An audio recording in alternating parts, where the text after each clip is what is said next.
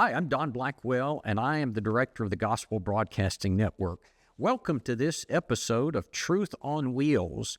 In this particular program, I want to tell you about this fancy wheelchair that I'm in. Everywhere I go, people stop me because they are amazed by this chair, and it truly is an incredible piece of technology. As you can see, it is balancing on two wheels. And people always ask me, number one, how does it do that? Are you having to balance? Are you causing it to do that? And the answer is no. I've been told that it has many gyroscopes inside of it, and the gyroscopes are adjusting for the balance of the chair, and they are constantly speaking to a motherboard, and if you watch it, you'll see that it's constantly moving. And so if I shift my weight, the chair is going to move to counterbalance that. In fact, when I first got the chair and I would go to shake someone's hand, I would notice that I would reach out to shake their hand and I would nearly run them over because you have to learn. And so I figured out now that when someone comes to shake my hand, I spin and reach to the side, or I'll try to reach without moving. But you know, it occurred to me, it's very similar to what the human body does. I can remember before my accident when I could stand, and I remember standing and having a prayer, and I would stand still, I'd have my eyes closed, and I would notice my body kind of swaying back and forth. And I guess it's just replicating that same sort of thing. But you know, the thing that is most amazing to me about this, I saw this chair online, I guess 2.5 years ago, and I was amazed by the fact that it will climb stairs.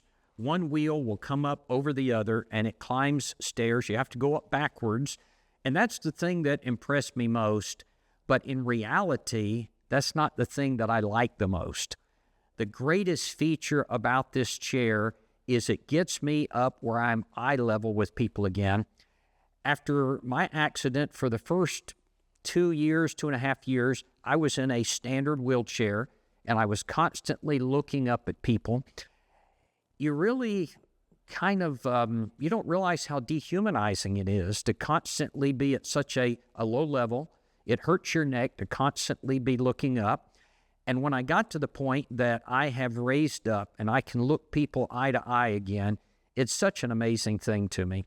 I've noticed now that when I am in the foyer and I'm visiting with people, that I will just turn back and forth, and I feel very much like I'm standing. In fact, I've started to use the language that I was walking around the foyer, and before I was slipping into saying I was rolling here or I was rolling there. In fact, I remember that I had made reference to John the Baptist in a lesson, and I said John the Baptist rolled into the room, and it was just me slipping and saying something like that. But I find myself referring to myself as walking when I'm in this chair. One of the great things about this chair, before my accident, I was 5'7", and in this chair, I'm nearly 6 foot. And so I've gained a little bit of height from this. This chair has several different modes. I can, in fact, I'll operate it for you so you can see what it does. It makes you feel kind of like a transformer when you're using it. It's a little bit slow going up and down. In fact, the first time I was doing this, it was really kind of terrifying. But if you start all the way from the bottom, this is the basic mode, and this would operate like any typical power chair. The second mode, of course, when I'm doing this, this is what I do when I'm entering a place. I've got to open doors because I don't have to worry about balancing it. The next mode that it goes into is what is a four-wheel drive mode, and it goes to where 4 wheels are actually touching the ground at the same time. When it's in this mode, it actually has tremendous pulling power. All the wheels are operating independently. I can ride through water. I can ride through mud. I've ridden through snow that's 5 and 6 inches thick, and it doesn't even struggle. It's very, very good. I've gone out and spun donuts in the snow until I packed the ice down. We probably have some video footage of that. And then the final mode is what's called standing mode. And it's that snap back that's rather startling. You can go to this height, and then you can go all the way up to the height that takes me to nearly 6 feet. And then you can also adjust the angle so that you can recline a little bit. I prefer to be as upright as possible.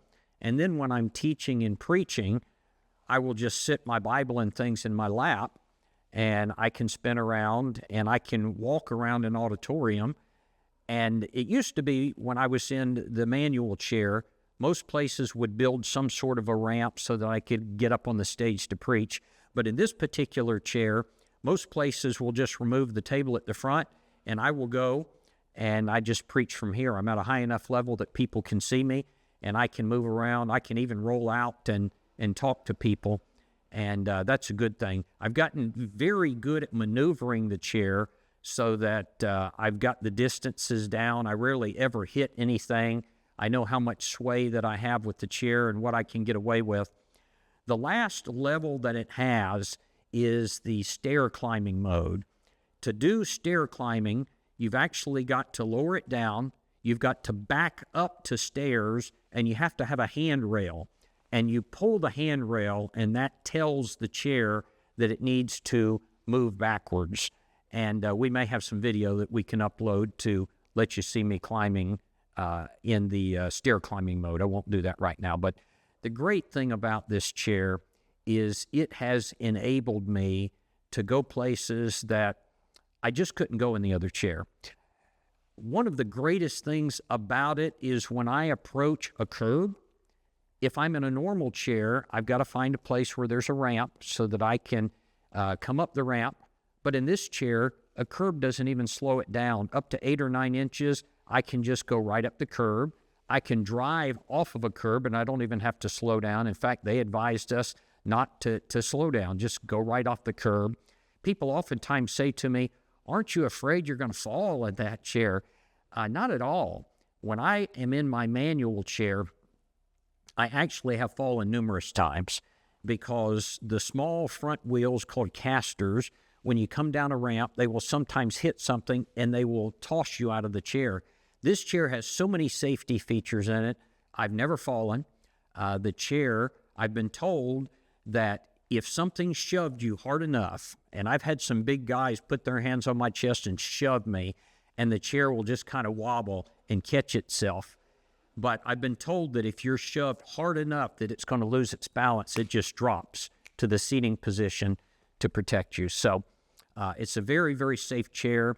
I'm able to deal with curbs. I'm able to deal with inclines and go places that otherwise I would have to have help with. So to the brethren who helped to purchase this for me, it has been a great blessing to my life. It's helped me in preaching and teaching and enabled me to carry the gospel in many places. After telling you about this chair, please allow me to take just a moment and express my gratitude toward those who have helped me purchase it and other devices. Previously I did a segment in which I talked about my van. I have various wheelchairs and contraptions that have enabled me to continue to do the work of the Lord and to travel, and that generally make my life easier. And many of these things have been purchased either fully or in part by generous Christians around the country and even around the world. And for that, I am grateful. I think about Matthew chapter 25. This is the judgment scene, and the Lord is talking to those on his right hand, that is, those who are saved. The Bible says, "Then the king will say to those on his right hand, 'Come, ye blessed of my Father, inherit the kingdom prepared for you from the foundation of the world. For,'" here's the reason. He says, "For I was hungry, and you gave me food. I was thirsty, and you gave me drink. I was a stranger, and you took me in. I was naked, and you clothed me." Now listen, "I was sick, and you visited me."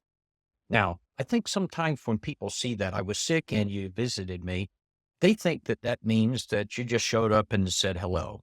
Well, certainly showing up is part of it, but it's more than that. It carries with it the idea of providing for the needs of the one who is sick or who is ailing in some way. And I certainly believe that I have benefited by Christians who have done that very thing. and in so doing have laid up for themselves treasures in heaven. I think about the words of the Apostle Paul when he was actually quoting Jesus in Acts 20 and verse 35. He says, "And remember the words of the Lord Jesus that he said, it is more blessed to give than to receive." It's something each of us ought to be doing, and that is giving to help others, especially those who are sick, those who are in need in various ways. And the New Testament is filled with examples of such.